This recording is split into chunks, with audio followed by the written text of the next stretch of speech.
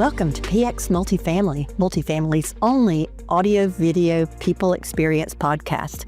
I'm your host, Mary Gwyn, and I'm on a mission to improve the multifamily people experience by improving what people experience. Tune in for content focused on how to positively influence people and impact them, your team members, your residents, supplier partners, and clients. Everything's about the people experience. This episode is brought to you by the Multifamily Media Network, delivering the latest news, ideas, and inspiration across the multifamily sector. Now, let's talk about the people experience.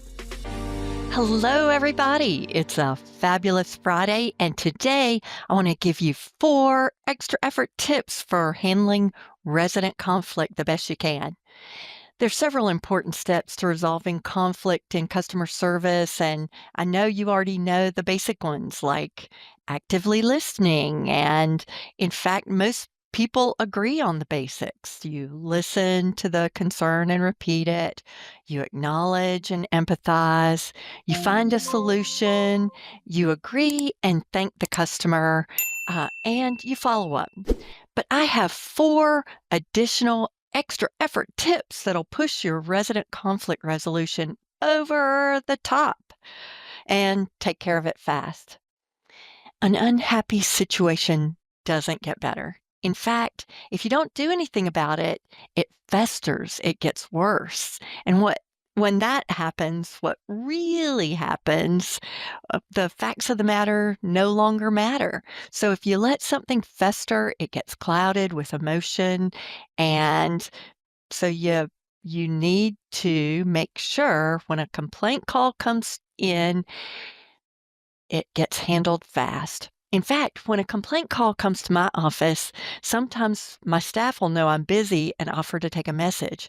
But if I can, take the call right then. Take the call right then. The longer it waits, the bigger it gets. That's my number one. Take it and handle it as quick as you can. As Barney used to say on Andy F. Mayberry, nip it in the bud. Number 2, say you're sorry. Say you're sorry. You don't have to say it's your fault. You don't have to say you're sorry that your staff failed, because they probably didn't.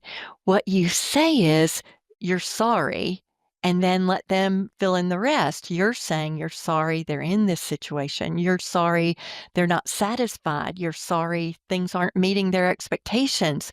You're sorry they're having this problem. But say you're sorry. People want to hear that. And please don't say you're sorry that they feel that way. Please don't say you're sorry they feel that way. People often feel that that remark belittles the actual situation. It wasn't a feeling to them. It was a legitimate problem. And maybe it was their problem, or maybe what they perceived as the problem wasn't really your problem, but you belittle them if you say you're sorry they feel that way. So number 3 is be quick to send them up the ladder. If you can't help them, don't say, well, I'll check with my supervisor, or I'm sorry, I'm the only person you can talk to. I did that one time when I was first a regional. I told a vendor they had to talk to me, that there wasn't anybody else they could talk to. Well, they happened to know my boss. I don't even know why I said that, but my boss did feel that he coulda, shoulda, woulda been able to help, and they did contact him directly. So if you can't help him any further, just say, I can't help you anymore, but let me link you up with somebody who can. Tell them that, and tell them sincerely you've done all you can, and refer them to your supervisor or to somebody who has the authority to help them. If they ask to speak to somebody else, immediately give them the next person in line, because otherwise they get frustrated. Nothing frustrates a customer. Well, maybe not nothing, but few things frustrate a customer more than the feeling they're being cut off from somebody who might really be able to help them.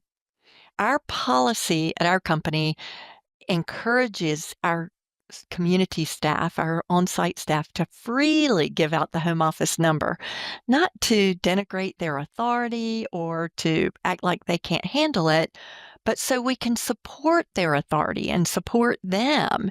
I tell our staff all the time, we don't pay you extra to get yelled at. We don't pay you extra to get yelled at. And so if somebody's that unhappy, just say, I can't help you with that, but here's the number to the home office. It's really difficult. Put yourself in your site team's perspective. It's difficult to have an unhappy customer yell at you, vent on you, and then you answer the phone. Thank you for calling blah, blah, blah. You've just had your face sandblasted by some unhappy customer and you're supposed to be all cheery. So don't let the situation keep simmering. Give that unhappy customer, that unhappy resident, that unhappy supplier partner, give them another number to call. And then my number 4 tip for you today to have the best customer conflict resolution, follow up one last time. Follow up one last time to make sure the situation's resolved.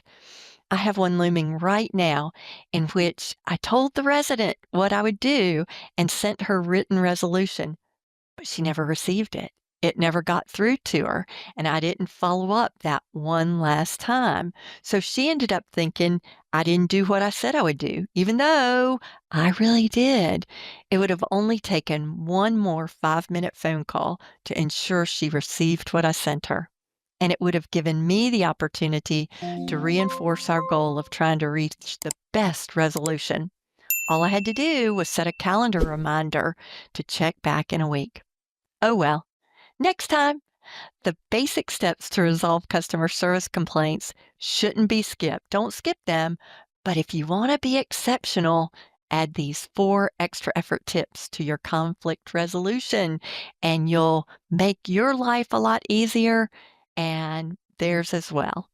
Thanks for being with me today on PX Multifamily, the People Experience Podcast. Thank you for listening today. Did we accomplish the mission? Did we improve what people experience in the multifamily space? What are your thoughts on this important topic? Share your thoughts in the comments or email them to mary@aptdynamics.com. And don't forget to subscribe, leave a review, and share it with your network. This podcast is proudly brought to you by Multifamily Media Network, your trusted source for stories, trends, and insights into multifamily living. Thank you again for joining me, Mary Gwyn, on PX Multifamily, the People Experience Podcast.